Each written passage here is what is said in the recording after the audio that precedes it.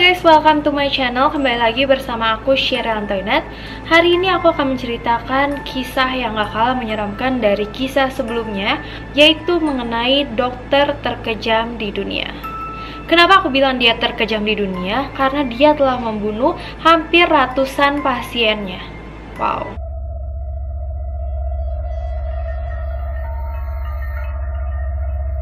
Seperti biasa, sebelum aku masuk ke dalam kisahnya lebih lanjut, aku akan menjelaskan ke kalian background mengenai dokter ini.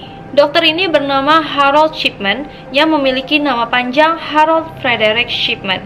Dia itu merupakan anak kedua dari 3 bersaudara. Kakak yang pertamanya bernama Pauline yang beda umurnya 7 tahun dari Harold Shipman, sedangkan adiknya berbeda 4 tahun dari Harold Frederick Shipman yang bernama Clive. Nah, Harold Frederick Shipman ini sejak kecil dianak-emaskan banget sama ibunya yang bernama Vera. Ibunya selalu yang kayak protektif banget sama Harold Frederick Shipman ini. Dia selalu ditentuin sama siapa dia pergi, kapan dia pergi, di mana dia pergi, itu benar-benar dijaga banget. Hal itu yang membuat Harold itu memisahkan diri dari teman sebayanya.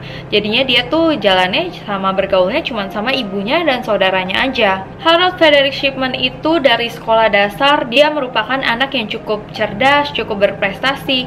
Tapi setelah dia lulus dari sekolah dasar, jadi kayak di sini tuh SMP gitu ya, dia tuh prestasinya menurun banget. Dan saat yang sama juga ibunya diketahui mengidap penyakit kanker paru-paru stadium lanjut. Hal itu semakin membuat Shipman makin menjauh dari teman sebayanya, karena yang dia lakukan tuh menjaga ibunya, melayani ibunya, pokoknya membantu ibunya aja di rumah. Menurut aku Harold Frederick Shipman itu sebagai seorang anak kecil bener-bener anak kecil yang baik banget, yang benar-benar mengurus dan sayang banget kelihatannya sama ibunya. Karena kejadian itu, dia tuh pastinya di rumah terus dong. Nah, di rumah yang dia ketemu otomatis hanya dokter pribadi dari ibunya kebanyakan. Nah, hal itu membuat dia tuh semakin kayak kagum sama peran dokter. Mungkin karena kayak anak kecil temu dokter terus tiap hari, pasti kayak lama-lama kagum gak sih, oh dokter kayak gini ya. Apalagi ketika dia melihat tuh dokter menyuntikkan obat morfin ke ibunya, sehingga saat disuntikan obat morfin itu, ibunya yang tadinya sakit merasa nyaman, merasa tenang. Dia mulai suka tuh sama peran dokter, dimana peran dokter itu bisa menyembuhkan, bukan menyembuhkan sih, meringankan sakit dari ibunya itu. Sebelumnya aku akan menjelaskan morfin itu sendiri sama kalian. Morfin itu sendiri sebenarnya jenis obat yang disebut narkotik juga. Narkotik penghilang rasa sakit. Morfin biasanya tuh digunain untuk menghilangkan rasa sakit yang berat, tapi juga bekerja dengan cara mengurangi atau menekan pusat persepsi rasa sakit di otak kita. Tapi yang perlu kita ketahui juga, kalau morfin itu nggak selamanya baik buat tubuh, apalagi kalau penggunaannya berlebihan dan nggak sesuai dosis yang ditentukan. Lalu sayangnya pada 21 Juni 1963, ibu dari Harold Shipman meninggal dunia ditaklukkan oleh penyakit kanker paru-paru stadium lanjutnya. Hal itu membuat Shipman itu benar-benar terpukul. Tapi hal itu juga menimbulkan semangat yang lebih menggebu-gebu lagi bagi Harold Shipman untuk menjadi dokter. Karena apa? Karena dia suka banget sama peran dokter dan kekuatan dari seorang dokter, dimana seseorang tuh bisa menggantungkan hidupnya sama dokter itu. Jadi dokter tuh punya kekuatan penuh di mana dia menjadi tempat bergantung hidupnya seseorang. Dia suka banget sama perasaan seperti itu. Lalu 2 tahun sejak kematian ibunya, Harold Shipman akhirnya melanjutkan sekolah kedokteran di kota Leeds. Nah, di situ dia itu memang jarang terlihat punya pacar, kayak nggak pernah kepikiran untuk pacaran. Tapi di situ dia akhirnya bertemu seorang wanita yang ia suka bernama Primrose. Di situ dia berbeda umur 3 tahun. Nah, Primrose ini memiliki latar belakang mirip seperti Harold Shipman, di mana dia itu juga di overprotective sama ibunya. Akhirnya setelah mereka memulai hubungan lebih lanjut, terus mereka merasa cocok, mereka berpacaran, dan mereka memutuskan untuk menikah pada saat Primrose berumur 17 tahun dan Harold Shipman berumur 20 tahun. Lalu pada 1974 mereka dikaruniai 2 orang anak, dan saat itu juga si Harold Shipman itu lagi bekerja di sebuah klinik di Todmorden di wilayah Yorkshire. Nah, dia itu di klinik tersebut dia benar-benar berbeda dari masa remajanya, dimana dia itu mudah bergaul, ramah, pokoknya dia tuh disukai banyak orang dan disegani banyak orang. Setiap pasien, terus setiap dokter-dokter sejawatnya, siapapun yang berinteraksi sama dia otomatis akan bilang itu dokter Harold Shipman adalah dokter terbaik, dokter yang ramah banget, pokoknya dokter the best yang kayak disegani oleh semua orang. Sampai akhirnya mulai timbul kecurigaan-kecurigaan tertentu dari beberapa pihak ke Dr. Harold Shipman.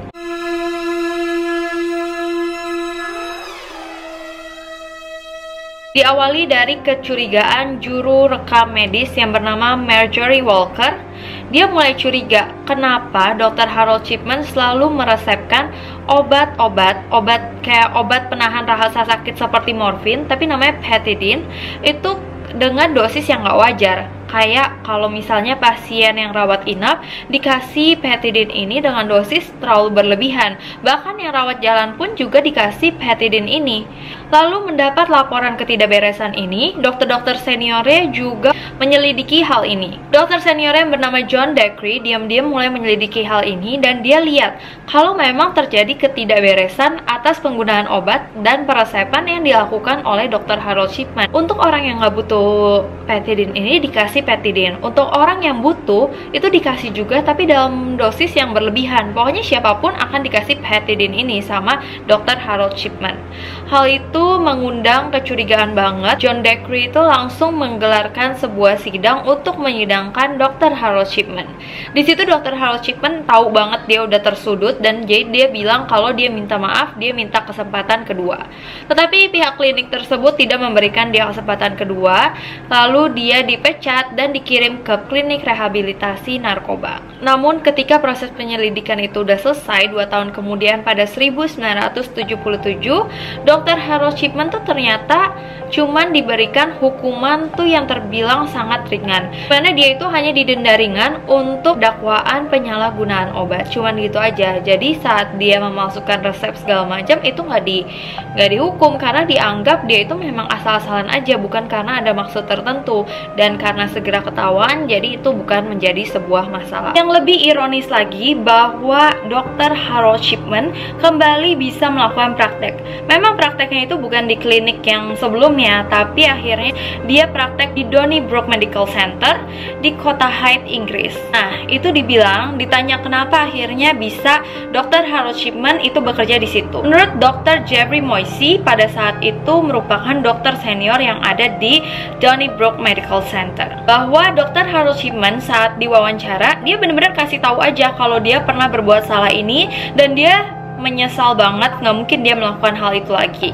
Karena menurut mereka dokter-dokter senior yang ada di rumah sakit itu, dia benar-benar dia nggak menutupi apa yang terjadi di masa lalu. Dianggap Dr. Harold Shipman itu adalah dokter yang jujur banget atas apa yang dia lakuin, mengakui kesalahannya dia, jadi malahan dia dapat nilai plus di situ. Akhirnya dia bekerjalah di Donnybrook Medical Center ini, dan seperti biasa dia disukai banyak orang karena keramahannya dia. Dokter sejawatnya suka, dokter senior yang suka, suster-susternya suka, perawat-perawat di situ, terutama pasien-pasiennya. Pasti terkenal banget kalau tuh dokter yang ramah tuh Dr. Harold Shipman. Itu dokternya baik banget, Dr. Harold Shipman. Pokoknya Dr. Harold Shipman benar-benar disegani semua orang. Sampai suatu saat ada pengurus rumah duka yang bernama Alan Massey. Dia itu pengurus rumah duka di kota Hythe, Inggris. Dia mikir kayak, kok akhir-akhir ini jenazah tuh banyak, tapi itu rata-rata pasien dari Dr. Harold Shipman. Dia mulai curiga saat dia datang untuk mengambil jenazah-jenazah tersebut. Jenazah tersebut tuh dalam keadaan pakaiannya itu rapi-rapi semua. Jadi kayak orang yang kayaknya lusuh, jadi kayak pakaian kita mau beraktivitas kayak gitu, udah meninggal. Dan posisinya tuh benar-benar posisi yang terlalu wajar. Jadi lagi duduk rapi, lagi tiduran rapi, bukan yang kayak orang benar-benar meninggal yang kayak orang sakit tuh nggak ada. Jadi mukanya tuh benar-benar seger, mukanya pakai baju yang rapi, lagi duduk rapi atau lagi tiduran dengan rapi gitu. Lebih anehnya lagi, semua yang meninggal itu memiliki latar belakang yang sama. Rata-rata yang meninggal itu perempuan berusia lanjut, dan yang terpenting dia itu tinggal sendiri. Menurut Alan itu benar-benar nggak wajar banget, dan akhirnya dia datengin Dr. Harold Shipman dan dia nanya, tuh nggak langsung kayak curiga gitu. Dia nanya apa ada keluhan khusus dari pasien-pasien yang meninggal itu. Tapi Dr. Harold Shipman dengan santai dia bilang, enggak kok, mereka meninggal dengan wajar. Dia bilang kayak kamu dan siapa aja bisa ngelihat catatan itu, mereka meninggal karena ini. Jadi ada jelasnya gitu loh, mereka meninggal memang karena apa. Dan Dr. Harold Shipman nggak menutupi itu, jadi semua orang bisa lihat catatan itu. Dan itu membuat Alan itu tenang, oh iya ya kayaknya itu cuman kecurigaan semata aja. Dan akhirnya udah lewat gitu aja. Tapi Tapi Alan Massey ini punya anak yang bernama Debbie yang berkecimpung juga di dunia pemakaman seperti ayahnya. Debbie itu juga curiga banget sama Harold Shipman ini. Akhirnya dia mulai melaporkan dan membicarakannya dengan dokter lain. Dia berbagi kecurigaannya itu dengan dokter Susan Booth yang juga udah mulai curiga sama dokter Harold Shipman ini.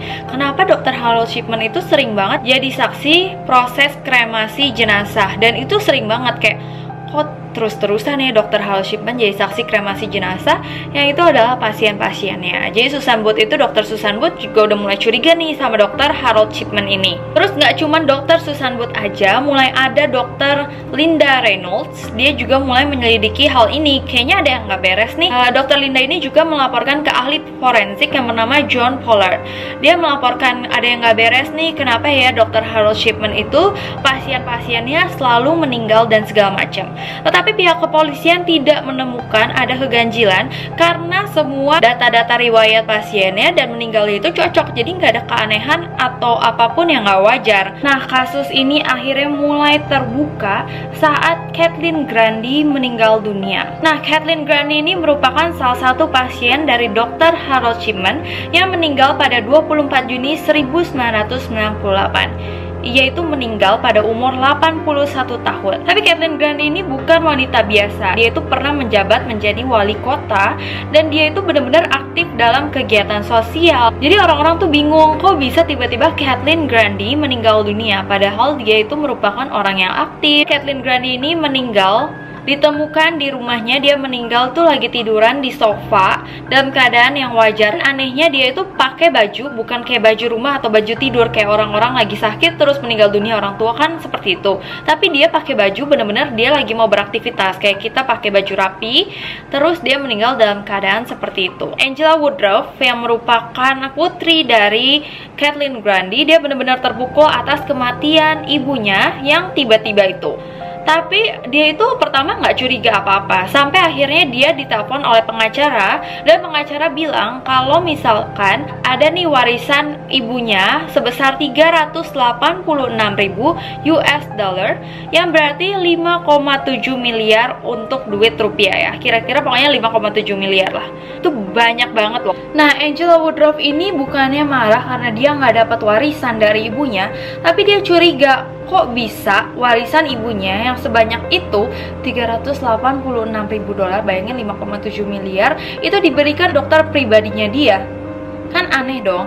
Setelah dia melihat surat wasiatnya itu, dia berasa kok tanda tangan ibunya nggak kayak tanda tangan dia pada biasanya, dan dia ketiknya itu bener-bener nggak rapi. Padahal ibunya itu terkenal adalah orang yang sangat rapi, dan terlihat gitu dari ketikannya itu pakai ketikan kayak dulu kan ada mesin tik tuh. Mesin tik tuh yang biasa. Untuk surat-surat sepenting itu dia pasti pakai mesin tik yang bagus. Ini benar-benar mesin tik yang biasa. Itu membuat Angela Woodruff itu benar-benar curiga banget, dan dia melaporkan kejadian ini ke detektif Bernard Posles. Dia bilang kayaknya ada yang nggak beres nih untuk surat wasiat dari ibu gue gitu, kayak gitu. Detektif Bernard Posles ini juga memiliki kesimpulan yang sama. Setelah dia melihat surat wasiat itu, dia bilang nggak perlu waktu 20 tahun untuk seorang detektif bekerja, tapi dia udah tahu kalau surat ini ada yang ganjil atau ada yang aneh. Kayak gitulah, pokoknya intinya setelah melihat surat wasiat itu dia tahu kalau ini tuh kayaknya palsu gitu. Akhirnya pihak kepolisian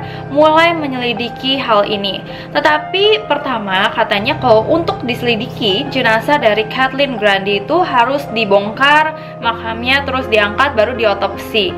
Nah, tapi kepolisian wilayah Greater Manchester ini nggak punya pengalaman untuk menggali makam terus melakukan otopsi di jenazahnya. Akhirnya mereka meminta bantuan pihak luar untuk menangani kasus ini juga. Akhirnya kasus ini mulai terbuka sedikit demi sedikit. Setelah 81 hari setelah Kathleen Grundy itu meninggal, jenazahnya diangkat, lalu organ dan jaringan tubuhnya dikirim ke laboratorium untuk dilakukan otopsi. Dan saat yang sama pihak kepolisian mulai menggeledah tempat Dr. Harold Shipman. Dan ini mereka diem-diem. Jadi Harold Shipman nggak punya kesempatan atau waktu untuk ngumpetin bukti-bukti yang ada. Yang pertama, ada mesin tik tua yang bermerek Brother. Jadi mesin tik itu setelah dicek itu adalah mesin tik yang sama yang digunakan Kathleen Grundy untuk menulis atau mengetik surat wasiatnya. Wow, itu kayak aneh banget gak sih? Dan dia bilang memang Kathleen Grundy itu meminjam mesin tiknya dia untuk menulis surat wasiat. Kayak buat apa gak sih?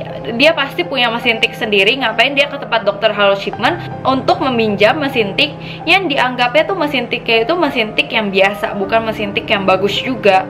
Bukti lainnya, setelah diotopsi, kalian tahu badan dari Kathleen Grundy itu berisi morfin semua. Isinya tuh bener-bener obat morfin untuk menghilangkan rasa sakit. Jadi ternyata kematian Kathleen Grundy itu karena overdosis dari morfin yang diberikan oleh Dr. Harold Shipman. Dia sudah memasukkan riwayat kesehatan dari Kathleen Grundy. Jadi dia tulis kalau di catatan kesehatannya itu memang Kathleen Grundy itu merupakan orang yang kecanduan obat morfin.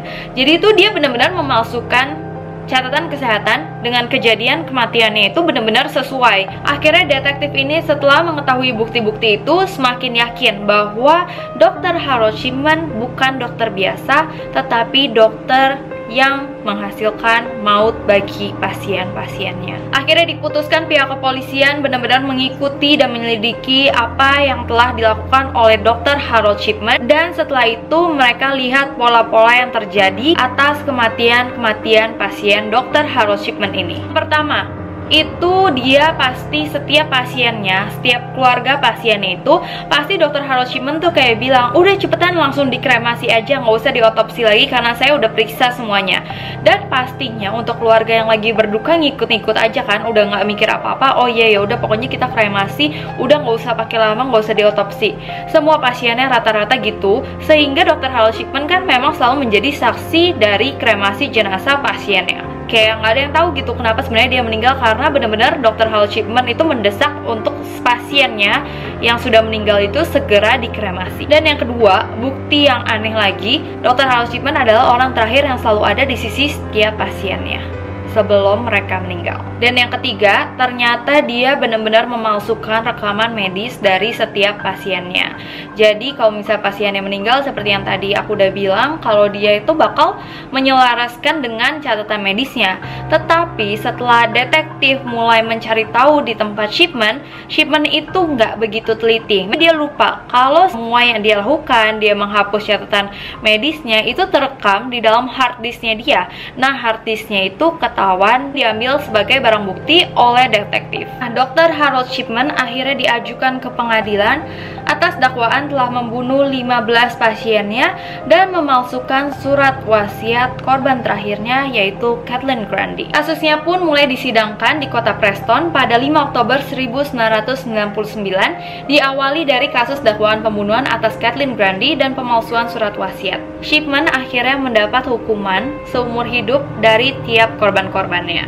Jadi kan korbannya dianggap tuh 15 dikali seumur hidup, yaitu masa hukumannya dia. Dia juga dihukum 4 tahun penjara atas pemalsuan surat wasiat Kathleen Grundy. Tapi di sini aku benar-benar bertanya-tanya, kayak kenapa cuma 15 orang padahal kayak kita tahu dari ceritanya itu pasti lebih. Sebenarnya menurut Kementerian Kesehatan, Shipman itu bertanggung jawab atas 236 pasien yang telah menjadi korbannya dan meninggal dunia dalam kurun waktu ia bekerja selama 24 tahun. Di berita-berita dan juga aku cari-cari artikelnya, nggak tahu kenapa Harold Shipman sebenarnya membunuh segitu banyak pasien menggunakan obat sejenis morfin tersebut. Itu juga nggak tahu kenapa, banyak isu-isu yang bilang memang dia itu membunuh orang karena dia itu benar-benar masih nggak terima akan ibunya meninggal. Jadi orang-orang yang dia bunuh memang mempunyai latar belakang yang sama seperti ibunya. Jadi dianggap dia itu masih kayak ngeganjel hatinya dan dia masih pingin akhirnya ngebunuh orang-orang seusia ibunya karena dia nggak terima ibunya pernah meninggal di tangan seorang dokter. Juga ada yang ngomong kalau dia itu melakukan praktik eutanasia, di mana untuk mengurangi populasi di Inggris, populasinya itu populasi manula yang membebankan sistem kesehatan di Inggris. Menurut kalian gimana? Aku juga nggak tahu kenapa Dr. Harold Shipman melakukan hal itu. Lalu Dr. Harold Shipman pada 13 Januari tahun 2004 ditemukan gantung diri di selnya dengan mengikatkan spray di jendelanya, lalu ia gantung diri. Itu adalah pada malam pergantian umurnya yang ke-58. Sekian dulu kasus dari Dr. Harold Shipman. Aku ingin tahu menurut kalian kasus ini kenapa Dr. Harold Shipman melakukan itu. Apa karena dendam masa lalunya dia, atau memang dia melakukan praktek euthanasia yang aku bilang sebelumnya. Kalian boleh komen kasus apa lagi yang mau aku ungkap selanjutnya. Dan aku juga mau minta maaf apabila ada salah kata, salah pengucapan, dan ada yang tidak berkenan di kalian. Aku minta maaf sebesar-besarnya. Terima kasih udah nonton video ini. Sampai jumpa.